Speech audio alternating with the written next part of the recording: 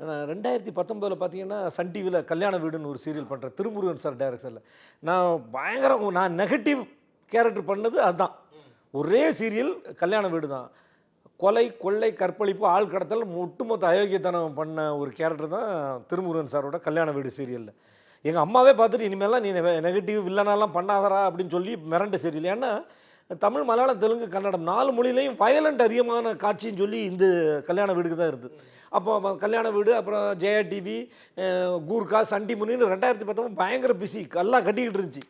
திடீர்னு கொரோனா வந்ததில்ல. அப்போ க்ளீன் ஷேவ்லேருந்து கொரோனா வந்து அப்படி வேலையில் இல்லை, வீட்டில் உட்காந்து தாடி விட்டுட்டேன். தாடி விட்டோன்னா சோசியல் மீடியாவில் ஆக்டர் பழனியப்பன் அஃபிஷியல் போட்டிருக்கோம்ல, அவங்க வந்து பார்த்துட்டு யோ என்ன ஆக்டர்னு போட்டிருக்க, உன்னை நான் எதுலையுமே பார்த்ததில்லைன்னு கேட்டாவே பல பேர் இருக்காங்க. ஏன்னா அந்த கெட்டப் வேறு, அதுக்கு முன்னாடி க்ளீன் ஷேவில் இருந்து இப்போ தாடியெல்லாம் விட்டப்போ அடையாளமே தெரில. இப்போ சிறகடிக்க ஆசைக்கு வந்ததுக்கு பிறகு தான் நான் ஆர்டிஸ்ட்டுங்கிறதே ஊருக்கு தெரியுது. நான் எத்தனை வருஷம் 20 வருஷங்கிறதெல்லாம் தாண்டி மணப்பெண்ணின் பிரத்யேகமான திருமணம் விவாஹா தி சென்னை சில்க்ஸ்.